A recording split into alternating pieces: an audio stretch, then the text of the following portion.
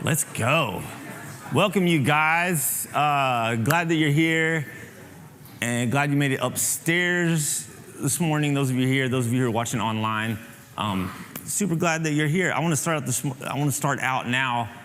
I'm going to ask a really stupid question, and then a follow-up question that's probably even stupider. But how many of y'all love pain and suffering? Okay, we got no takers on that. How many of you do just about anything to avoid pain and suffering? Yeah, okay, there we go. We're like, yes. Some of you weird ones, like me, maybe are like, well, what kind of pain and suffering are we talking about? Like, well, I'm down for, I don't know. I mean, it could be anything. Like the Wi-Fi's down, like suffering, or like we're down to one vehicle in the household kind of suffering. Or the suffering of like, guess what, y'all? It's sandwiches all week long, peanut butter and jelly, turkey and cheese, I don't know. Maybe it's suffering. I've been suffering since July because my air conditioner went out in my truck. And I know some of you are like, oh, I feel so bad for him. No, it's all right, I'm fine. The windows roll down, it's all good. Or like this last Sunday night, I suffered. And I stayed up and I watched the Cowboy games. Y'all, I told myself a couple years ago, I was like, I'm not staying up to watch Sunday Night Football because I go to bed too late and then I lose my sleep. And then I stayed up and watched that game and they go to overtime and then it's a tie. They're professionals. You play to the end. Somebody has to win. And I was so mad at myself because I was sleep deprived going into Monday. I want to start out with this. Over 2,000 years ago, Jesus made this statement. He said, while you are in the world, you will have to suffer. And I'm going to introduce you to a new word to your vocabulary, the word thlipsis. Everybody say that, thlipsis. Just repeat it. Turn to the person next to you. If you have a lisp, it's kind of hard, I know. Thlipsis. I want you to know this word. I want you to memorize it, internalize it, and have it in you. Thlipsis.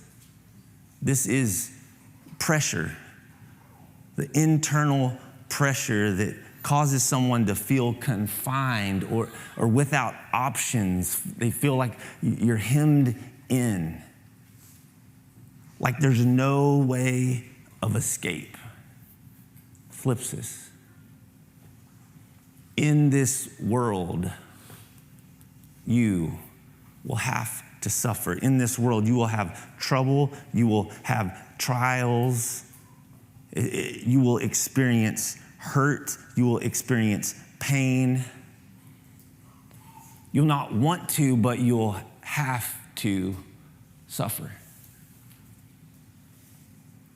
This suffering can come in many forms. It's the suffering of maybe working a job and being laid off, being let go. Some of you maybe have experienced the suffering of abuse, physical abuse, emotional abuse. It might be the suffering of living with a chronic illness or a terminal diagnosis. It might be the pain and suffering of experiencing infertility issues or a miscarriage.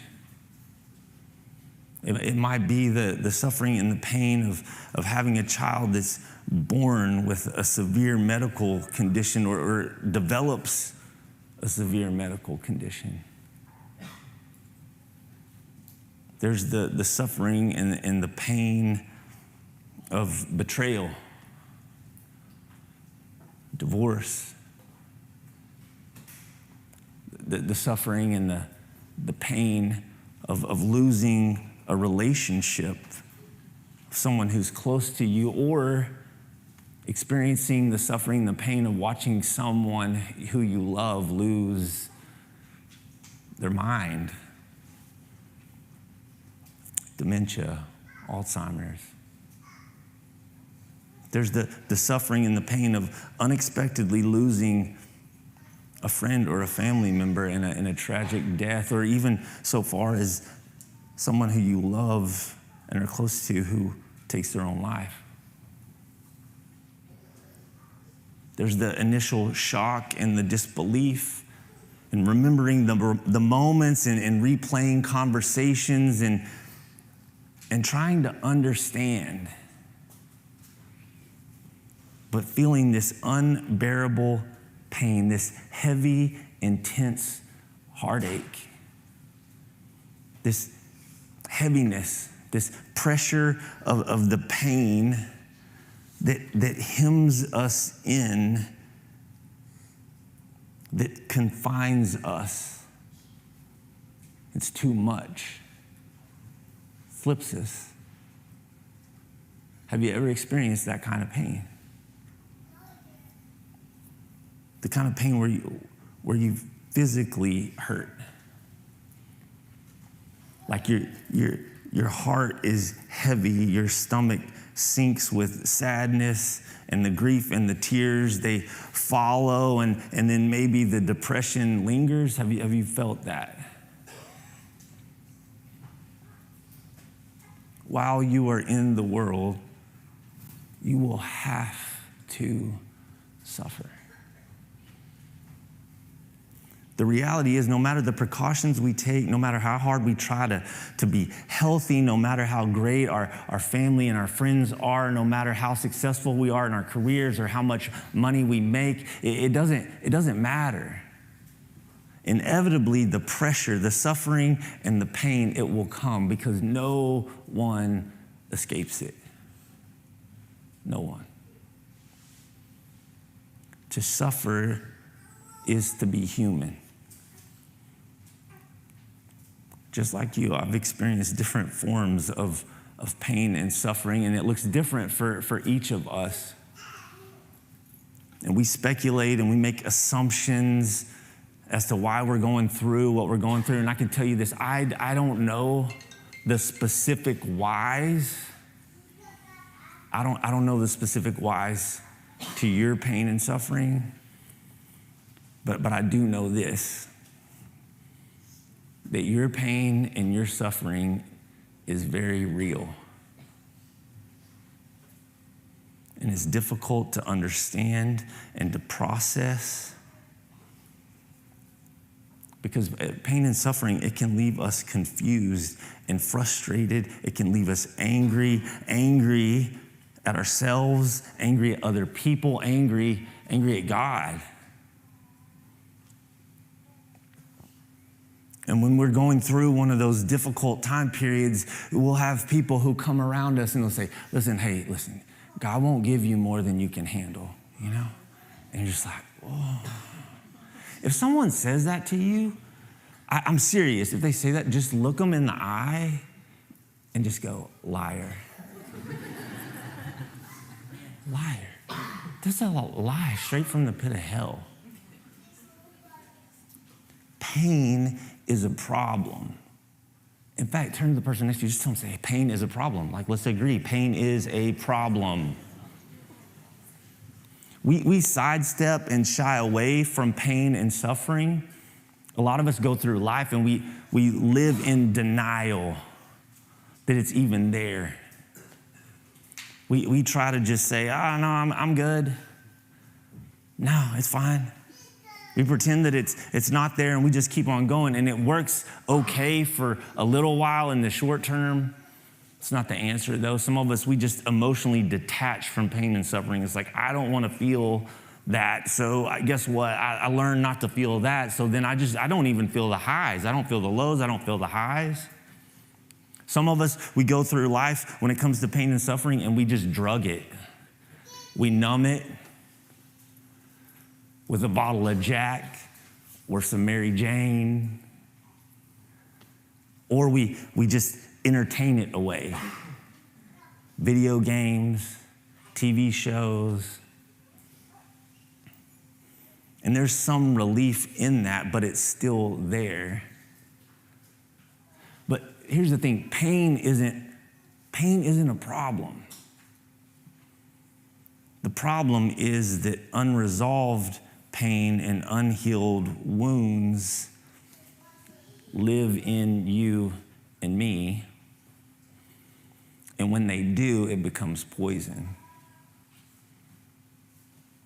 So Jesus says, while you're in this world, you will have to suffer.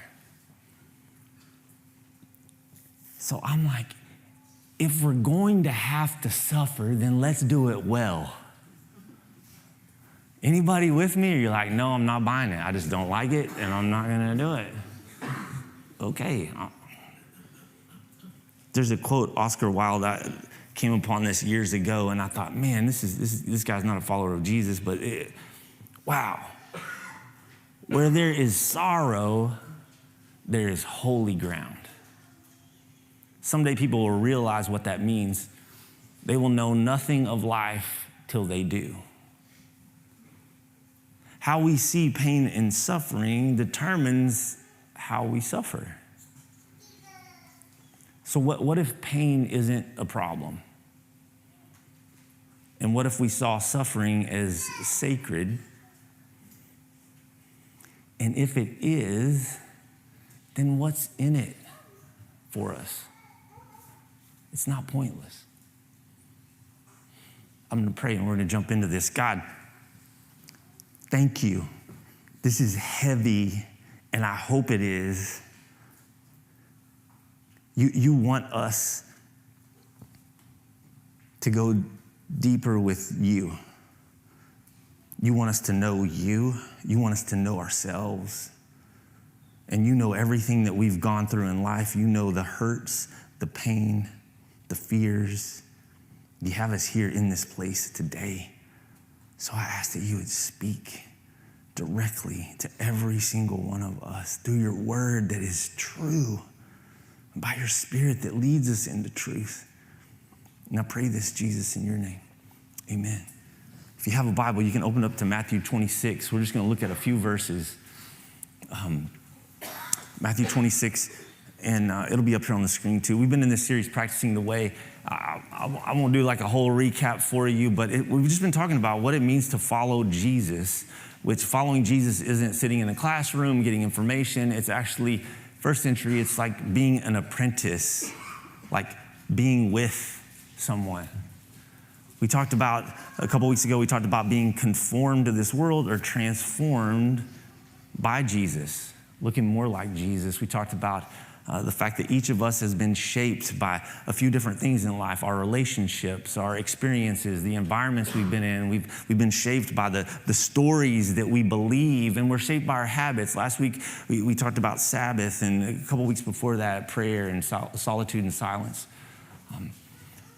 Jesus said those words. He said, while you're in this world, you will have to suffer. And just a few hours after he said those words, he takes his disciples and they go to the Garden of Gethsemane, and he takes Peter, James, and John off to the side, and he has this conversation with them, and he tells them his soul is sorrowful and troubled. Matthew 26, verse 38. And then he said to them, my soul is overwhelmed with sorrow to the point of death. Going a little farther, he fell with his face to the ground and he prayed, my Father, if it's possible, may this cup be taken from me, yet not as I will, but as you will. And he does that more than one time. He does that 3 different times. If you can take this from me, but not my will, but your will. Because he says, my soul is overwhelmed with sorrow to the point of death. This is where we get the Greek word here, this is where we get the word peril. It means engulfed with this penetrating grief and sorrow. It describes a weight so heavy that every other emotion and perception is just out of the way in this moment. Luke describes it like this specific moment, he describes it like this. And being in anguish, Jesus, prayed more earnestly, and his sweat was like drops of blood falling to the ground. This This is an actual condition, hematohydrosis, where the emotional intensity is so heightened in an individual, so intense that it triggers the release of chemicals into the blood vessels of the sweat glands so that they rupture. It's a real thing that can happen. Physical strain, emotional and inner turmoil so intense that the body itself is just pressed to its limits. Jesus knows suffering and pain. Jesus was referenced as the man of sorrows. His life was characterized by pain and suffering. I mean, before he was even the age of 2, there was a king who was out to kill him. In his own hometown of Nazareth, people rejected him. Even his own family at one point, they wanted to take charge of him because they thought he was out of his mind. The religious leaders, they continually mocked him, ridiculed him. They were after him. His own disciples, they betrayed him. Not to mention the physical pain of crucifixion, which they had to invent a new word for because it was so unreal. The word excruciating, which means out of the cross.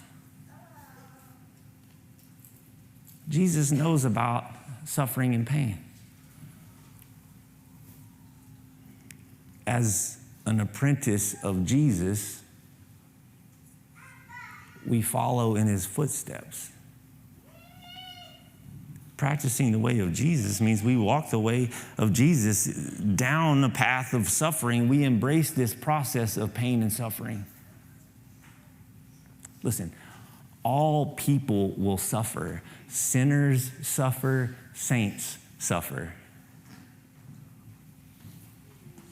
Some of you right now, you may be in that place. You may be in that season, in that moment. And let me tell you, for me, the last 5 months of my life have been the most painful that I've ever experienced.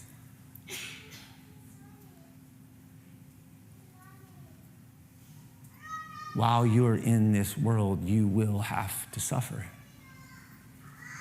Flipsis, we have to suffer. We have some choices along the way, and I want to come at this for you to look at it and see that this is it's a process. And so when we come into pain and suffering, we hit this moment. And we have a choice. And so the question is, will I say no? Not doing this. I'm going to deny what's going on. I'm just going to keep on moving. I'm just emotionally going to detach from it. I'm just going to numb it at night. I'm going to just do whatever I can because I don't want to feel the pain or feel the suffering.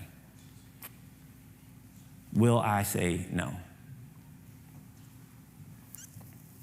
Years ago, I came across this. We offered a course called Emotionally Healthy Spirituality, and there was a reference to this theory in this book. In that book, it was called The Critical Journey and the Stages in Faith. And I want to show you this image up here. And it's not necessarily linear, circular, but a lot of people, we come to know Jesus. Oh my gosh, Jesus, we're aware of God and we're in this stage 1. That's here at the top. You might not be able to read anything. It's fine. There's just a red line and that's where I'm going, okay? This awareness of God. And then from that comes the second stage of I'm going to learn everything about God and this is discipleship and I'm going to read the Bible and I'm going to learn these different things. And then I go into the third stage where I start serving people. I start doing different things. I start serving at the church, serving in the community, and I'm active and I'm doing all this. But then something happens. We come to this sacred space where pain and suffering come into our life and we hit this wall. St. John of the Cross would call it the dark night of the soul. We have a decision to make. And listen to me, I'm going to get off script here and this is going to get me in trouble. It's okay. We live in the West, a culture of comfort and convenience. When we hit this wall, we bounce. It happens everywhere. It happens all the time. Listen, COVID was the setup. This place was full multiple times on a Sunday morning, a Wednesday night. Guess what? Everybody's like, oh, I'm going to go do something else over here now because what they're talking about, like following, that seems too hard. Like, I just want my life over here. We can make this decision to go through this wall and take this journey inward. And it is scary, and it is hard, and it is painful. Or we can just wash and repeat. We can move, we can get a new job, we can do a lot of new things, or we can go through this wall. We can take that journey inward, we can go into the other journey outward. I'm not even gonna get into all of that stuff and what it looks like once you're rooted in God's love and you're doing everything out of love. Do we move from following our good feelings about Jesus to actually following Jesus? So then we can ask the question, will I say no or will I grow? That's the thing that I love about that emotionally healthy spirituality. It's the thing of like, you can only be as spiritually mature as you are emotionally mature. And we got a lot of 1-year-old Christians. They've just done it 20 times over.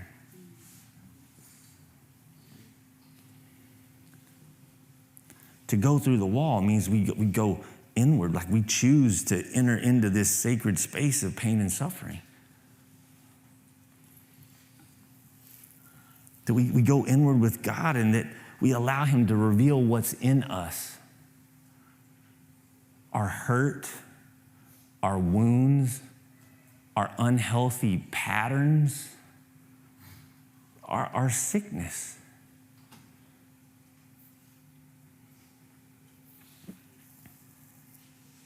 It's a painful process because we want the good from God. We want to be encouraged. We want to be comforted. We want all these things. We want the blessings. But we don't want the crucifixion. There's no resurrection without death.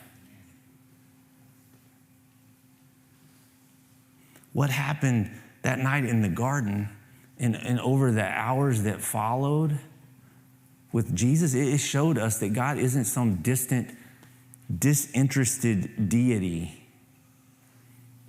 God's answer to suffering isn't an explanation, it's incarnation. Jesus came and experienced pain and suffering. He entered into our world. Look at this. Since he himself has gone through suffering and testing, he's able to help us when we are being tested. This is why Jesus says, my grace is sufficient for you. My power is made perfect in weakness. During the days of Jesus' life on earth, he offered up prayers and petitions with fervent cries and tears to the one who could save him from death. This points exactly to this moment. And he was heard because of his reverent submission. Listen to this. Son though he was, he learned obedience from what he suffered. He learned something from suffering. There's actually something in suffering for you and me. And we can't get it anywhere else. Will I say no, or will I grow? Or do we get to this place where we say, God, if you say so, yes. If you say so, then yes. Whatever you want, yes. This is Jesus saying, if it's possible, take this away from me. take away the pressure, take away the pain, take away the hurt. This hurts to the point of death. But your will be done if you say so. Like nothing else, pain and suffering puts us in this position to answer the question, do I trust God?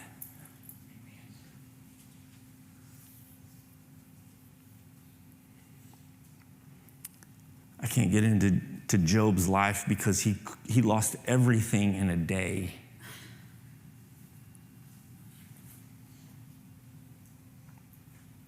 But I want you to see this. But those who suffer, he delivers in their suffering.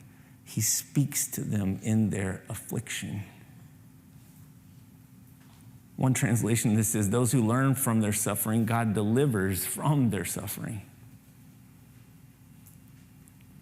I can tell you over the last few months of my life, the things that God, I'm seeking you. Help me in this pain and sadness. Help me to feel and take in everything and take it to you. Help me to not let my emotions dictate decisions. I will lose my life in order to save it. The answer, Jesus, is yes.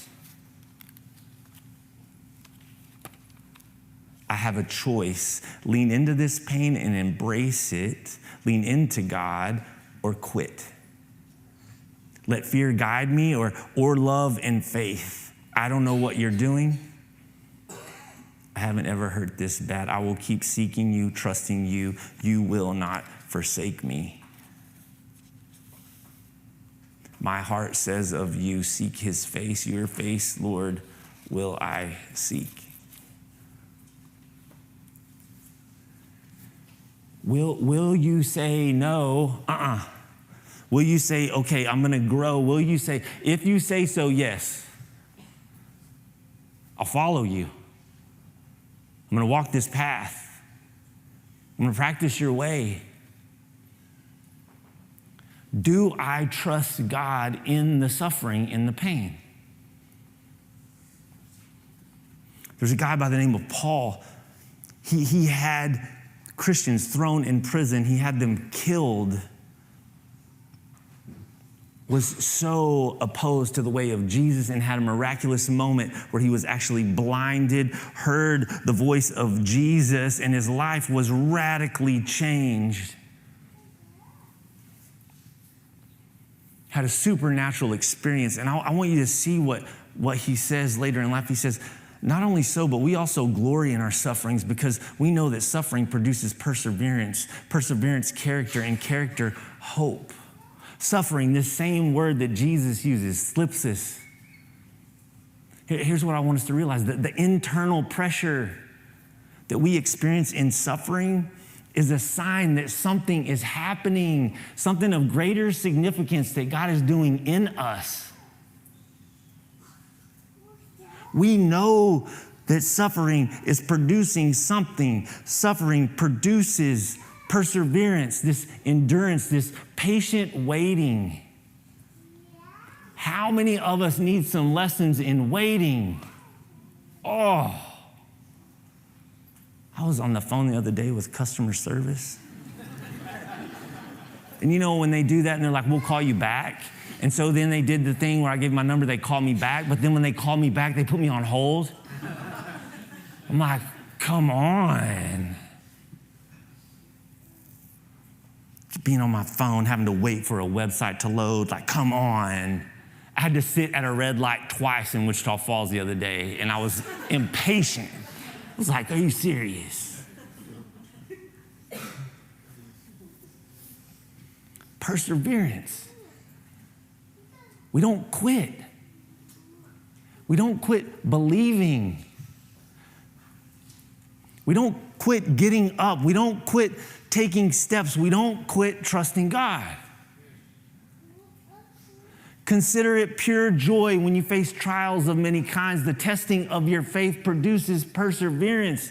Let perseverance finish its work in you so that you may be mature and complete. Listen, and not lacking anything. Do you see that there is something in this that you're lacking? There's a gift in the suffering. Don't quit at the wall. Don't stop. Don't deny what's going on, because what you're going through, it's real. Don't detach from it and act like it's not happening and try to drug it and numb it. Jesus is with you. Grow through this and trust him. This season of suffering, it's producing perseverance, dependence on him. Suffering produces perseverance, character. Listen to me. That pressure and that suffering, the pain, it will cause, over time, it'll cause whatever's in you to come out. That's what we don't want to happen, right? The irritability, the impatience, the comparison, the pride, the condemning other people, the envy, the greed, the looking for approval, the discontentment, it all starts coming out. When that pressure starts in, it's like, oh no. I'm going to say this to men. This is where we messed up. This is where we've lost something. I'm telling you right now, because that suffering produces perseverance, and then we don't get to that place that produces character because we quit. We don't like being refined. We don't like to look in and see what's really wrong with us.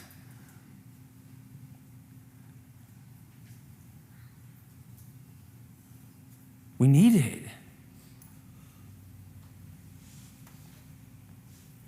This is a process, the genuineness of what's in us, because it's going to produce this character. God wants to refine us. He wants to mature us. He wants to develop us. Suffering produces perseverance. Perseverance produces character. So I just want to ask you a couple questions. I'm going to wrap up here. Ask yourself the question, am I in denial? Am I in denial about the pain and the suffering? Maybe the wounds, like some deep, deep wounds from a long time ago that are just showing up in all kinds of ways. And shut down on the emotions and try to block it out. And here's the thing, we quit feeling and we're just functioning. We're human doings, not human beings. This is how a lot of us live our lives. Second question, how am I detaching?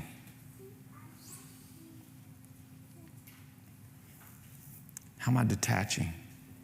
And then the last one is, what's my go-to drug? You know what it is. Avoiding it, avoiding the pain, don't want to sit in it. C.S. Lewis said this, he says, pain insists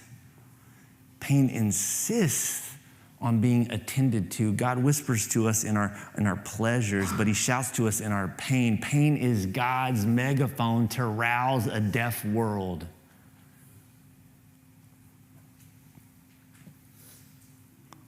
Slipsis, the internal pressure, it causes someone to feel confined or without options, feeling hemmed in.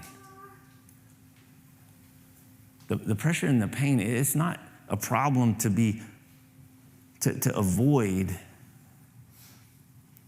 Listen, suffering is a sacred space. There's something in it for you, for me. It's an opportunity to grow and say, God, I trust you. If you say so. Because suffering produces perseverance, and perseverance produces character, and character, hope. There's a lot of people living without hope. This hope, this trust, this confidence and expectation that whatever pain and suffering that you're going through, there's hope beyond it.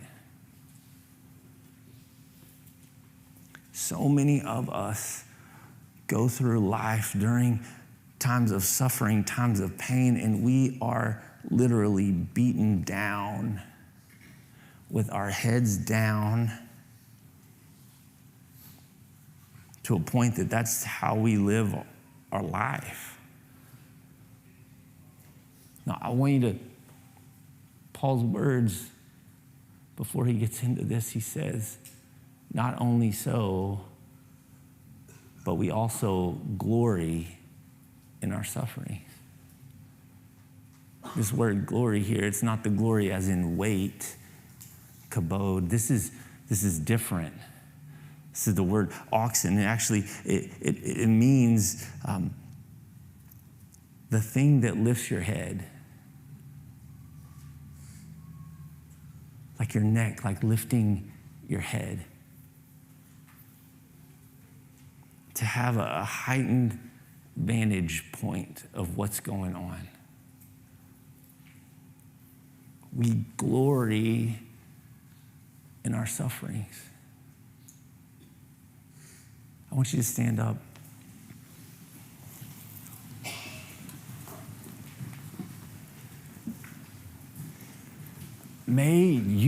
We live with our head up, with God-given confidence.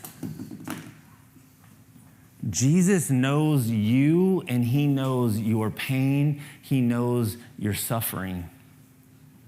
He knows. We will have to suffer.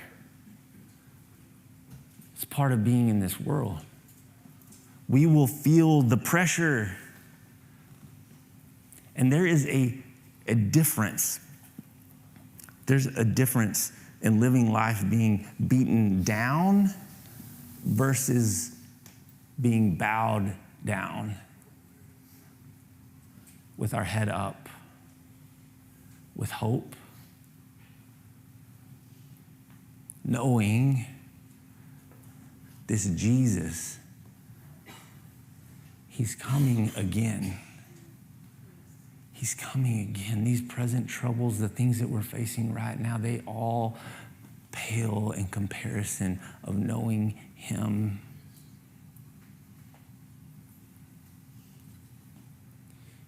May you live your life with your head up and know that he is with you in whatever it is that you're going through, and there is something for you in this. May you trust him. God, thank you for today.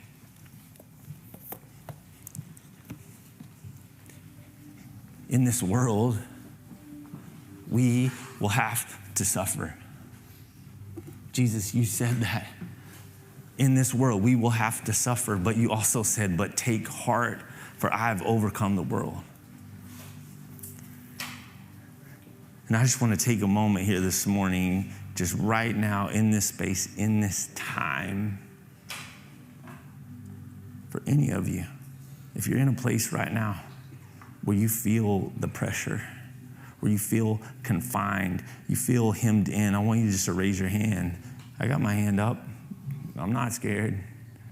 You feel that you're without options, that that's so much the pain or the suffering or just the pressure of life. God, I ask for those with their hands raised that you would just meet us in that sacred space, that we live our life inviting you into that, knowing that you are with us and we want you with us. And that while we may have moments that we feel beaten down and we feel like quitting, that you would whisper to us, don't stop, don't quit, I am with you. And that we lift our eyes, we lift our heads to you, that our hope is in you. Strengthen us, encourage us. The pain and suffering, there's a gift in there for us. For some of you here this morning, I don't know what you've gone through, but you are really living life without hope. And you're trying to do this on your own, and God's drawing you to a place. He's bringing you to a place so that you would trust him, that you would trust him, that you would walk through life trusting him, that honestly, here's the thing with pain and suffering. To make it through it, it doesn't work without surrender. Of coming to the place of saying, God, I cannot do this. I need you. And for some of you here, maybe you've never just set it all down and said, no, God, I need you, and I've done this long enough on my own, and I want you, and I believe in you, Jesus, that you came here and you gave your life as a sacrifice, that you were perfect, that you're the one who knew no sin and you became sin. You died, you paid what I owed because you love me and you gave your life for me. You paid for my sins and you rose from the dead. You're alive. You defeated death, sin, and Satan. You are God. You are over all, and I trust you with my life. I need you. And that in that, God puts his spirit in you and you're made new. You have a new heart. He changes your mind. You turn to him. You want to follow his way.